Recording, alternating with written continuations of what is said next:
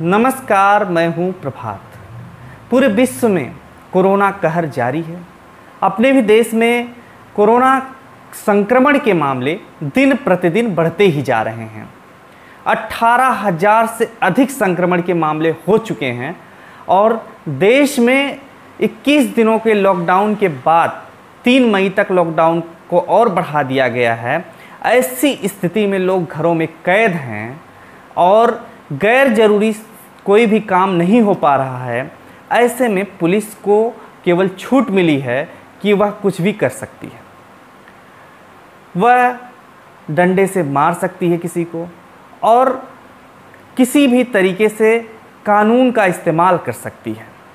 इसीलिए हम देख रहे हैं कि देश में अब UAPA के तहत भी कार्रवाई शुरू हो गई है। कोरोना की वजह से जान आफत में होने के बाद इधर जब कैदियों को पैरोल पर बाहर निकलने की बात हो रही है, तो ऐसे ही समय में देश की राजधानी में जहां छात्रों पर UAPA के तहत मामला दर्ज किया जा रहा है, वहीं कश्मीर में पत्रकारों पर UAPA के तहत मामला दर्ज करने की खबर आ रही है। छात्रों की गिरफ्तारी के बाद इन घटनाओं पर फिल्मी जगत के अनुराग कश्यप, विशाल भारद्वाज, महेश भट्ट समेत 20 से ज़्यादा लोगों ने चिंता जाहिर करते हुए इनकी रिहाई की मांग की। राजद सांसद मनोज झा ने भी सवाल उठाए। वहीं कश्मीर में पत्रकारों पर UAPA के तहत कार्यवाही पर एडिटर्स गिल्ड ऑफ इंडिया ने भी चिंता जता दी है और कहा है कि किसी भी चीज़ को मुख्य धारा मीडिया में छापने या सोशल मीडिया पर लिखने को लेकर कानूनी कार्रवाई करना कानून का गलत इस्तेमाल है और देश के दूसरे हिस्सों में भी पत्रकारों को दबाने की एक कोशिश है। हम बात करेंगे कि किन लोगों के खिलाफ यह मामला दर्ज किया गया है। पहले आइए जानते हैं कि ये UAPA है क्या। UAPA का पूरा नाम unlawful activities prevention amendment act है। 2019 में इस कानून में संशोधन किया गया और इसके बाद इसमें किसी भी व्यक्ति को जांच के आधार पर आतंकवाद घोषित किया जा सकता है। बढ़ते आतंकवाद पर लगाम लगाने की कोशिश के रूप में इस बिल को देखा गया था और इसके तहत केंद्र सरकार भी संगठन को आतंकी संगठन घोषित कर सकती है अगर आतंक से जुड़े किसी भी मामले में उसकी सहभागिता या किसी तरह का कोई कमिटमेंट पाया जाता है या आतंकवाद की तैयारी करता हुआ पाया जाता है। आतंकवाद को बढ़ावा देने वाली कोई भी गतिविधि की जानकारी मिलती है तो इसमें सरकार किसी के विरुद्ध UAPA के तहत मामला दर्ज कर सकती है। अब हम बात करते हैं कि जिन छात्रों पर UAPA के तहत कार्रवाई की गई वे छात्र कौन है। आपको पता है कि कोरोना संक्रमण के देश में मामले आने से पहले नागरिकता संशोधन अधिनियम के खिलाफ देश भर में तमाम जगहों पर प्रदर्शन हो रहे थे। कई जगह प्रदर्शन काफ़ी उग्र और हिंसक भी हुए थे और सांप्रदायिक माहौल में कई लोगों की मौतें भी हो गई थी। राजधानी दिल्ली में तमाम विश्वविद्यालय के छात्रों ने प्रदर्शन को चालू रखा था। इन्हीं में से शामिल जामिया मिलिया इस्लामिया के छात्रों मीरन हैदर, एक छात्र है मीरन हैदर जो कि PhD का छात्र है और दिल्ली राजद युवा इकाई का अध्यक्ष है।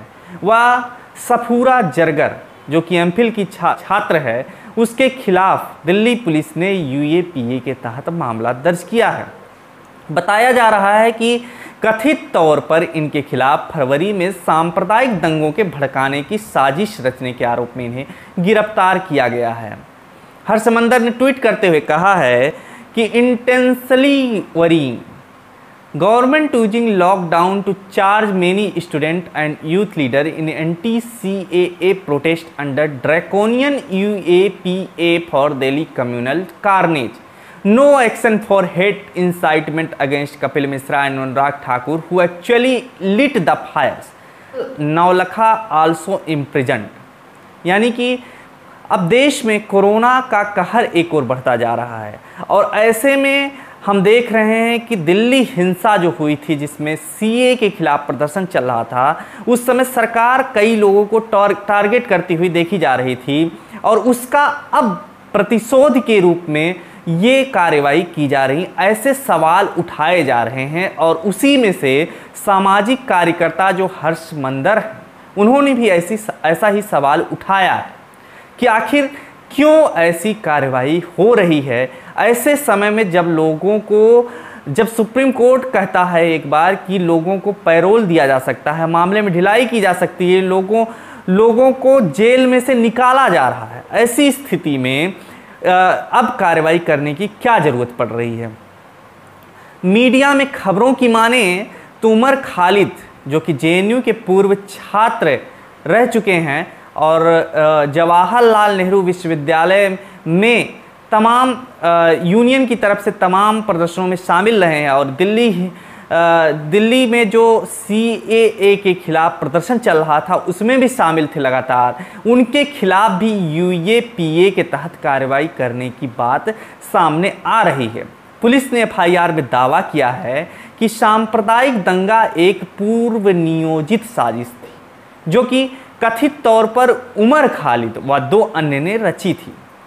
छात्रों पर देशद्रोह, हत्या का प्रयास, धार्मिक आधार पर विभिन्न समूहों के बीच दुश्मनी फैलाने और दंगे कराने का मामला दर्ज किया जा चुका है।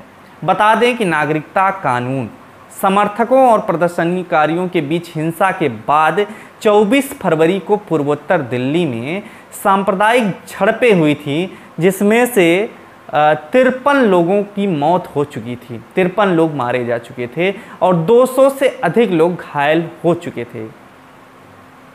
और हम देख रहे थे किस तरीके से भय का माहौल था और लोग अपने घरों को छोड़ करके पलायन भी कर रहे थे। अगर FIR की बात करें तो FIR के अनुसार उमर खालिद ने कथित तौर पर 2 अलग अलग स्थानों पर भड़काऊ भाषण दिया था और नागरिकों से अपील की थी कि वे अमेरिकी राष्ट्रपति डोनाल्ड ट्रंप की भारत यात्रा के दौरान अंतर्राष्ट्रीय स्तर पर प्रचार प्रसार करने के लिए सड़कों पर आएं और सड़कों को अवरुद्ध करें। साथ ही साजिश के अनुसार हथियार, पेट्रोल बम, एसिड की बोतलें और पत्थर कई घरों में एकत्र किए गए थे। इसमें कहा गया कि महिलाओं व बच्चों से जाफराबाद मेट्रो स्टेशन के नीचे की सड़क को 23 फरवरी को बंद कराया गया, जिससे तनाव पैदा किया जा सके। जब हम देखते हैं राष्ट्रपति डोनाल्ड ट्रंप आए हुए थे अपने राजधानी दिल्ली में, तो उस समय जाफराबाद में एक प्रदर्शन चल रहा था। उसी प्रदर्शन की बात की गई है FIR में कि वहाँ पर जो सड़क को अवरुद्ध किया गया था वो उमर खालिद जैसे लोगों की वजह से हुआ था। अब पुलिस की कार्यवाही पर इसीलिए सवाल उठ रहे हैं कि एक ऐसे समय कोरोना का संक्रमण चल रहा है और जो प्रदर्शनकारी थे, प्रदर्शन में शामिल थे, उन लोगों के खिलाफ तमाम तरीके के जो आपराधिक मुकदमे दर्ज किए गए, उसकी हमने खबरें सुनी। हमने ये भी देखा कि किस तरीके से उत्तर प्रदेश में योगी आदित्यनाथ के सरकार ने किस तरीके से लखनऊ में प्रदर्शनकारियों की तस्वीरें, होर्डिंग लगाई गई और उस पर इलाहाबाद हाई कोर्ट के आदेश के बाद उस आदेश को नहीं माना गया और सुप्रीम कोर्ट पहुंच गई सरकार, ये कहने के लिए कि ये दर्शाने के लिए हमने सही किया है। और ये भी योगी आदित्यनाथ ने कहा था कि जो जो इसमें शामिल है उसके घरों को जब्त किया जाएगा, उसकी कुर्की की जाएगी। और पूरे देश में हमने देखा जो जो इसके खिलाफ आवाज़ उठाई उनके खिलाफ कार्रवाई हुई। और इसी तरीके से अब हम देख रहे हैं कि जब अभी इस तरीके की जो कार्रवाई की जा रही है, दिल्ली पुलिस जो कर रही है छात्रों के विरुद्ध, जो जामिया मिलिया इस्लामिया है उनके खिलाफ जो आरोप लगा रही है, जो दिल्ली पुलिस लगातार कहती रही है कि ये लोग शामिल हैं और ये लोग दंगा भड़काने की कोशिश की।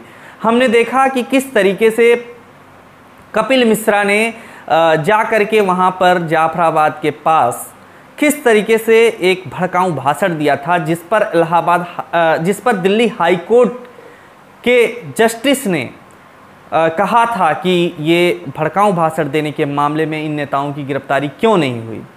इन सब के बावजूद गिरफ्तारी नहीं होती है और उनका रातों रात ट्रांसफ़र हो जाता है।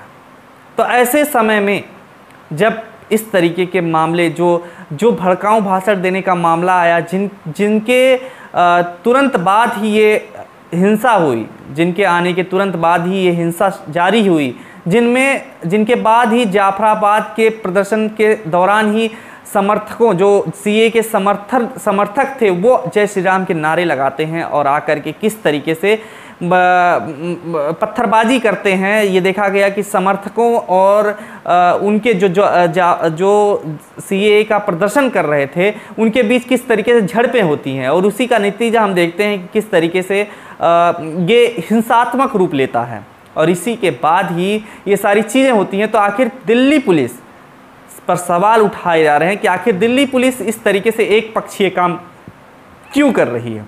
आखिर दिल्ली हाई कोर्ट ने जो कहा था, दिल्ली हाई कोर्ट के जस्टिस ने जो कहा था कि इन नेताओं के खिलाफ, अनुराग ठाकुर और कपिल मिश्रा जैसे नेताओं के खिलाफ पहले इनके खिलाफ एफआईआर दर्ज होनी चाहिए, और इनके खिलाफ आज तक एफआईआर नहीं दर्ज हुई। तो ऐसे में दिल्ली पुलिस पर सवाल उठना तो लाजमी है ही।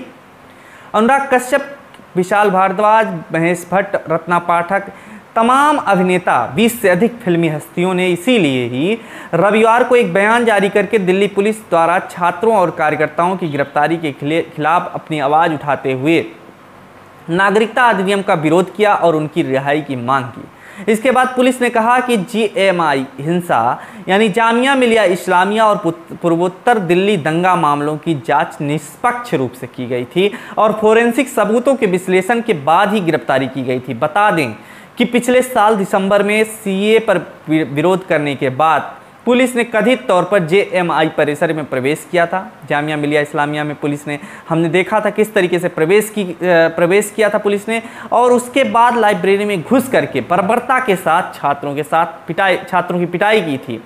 और इसी वजह से हम देखते हैं कि मीरन हैदर नामक छात्र जिनके खिलाफ यूएपीए का मामला दर्ज किया गया, वो सब छात्र किस तरीके से एकजुट होकर के सीए के खिलाफ प्रदर्शन करते हैं।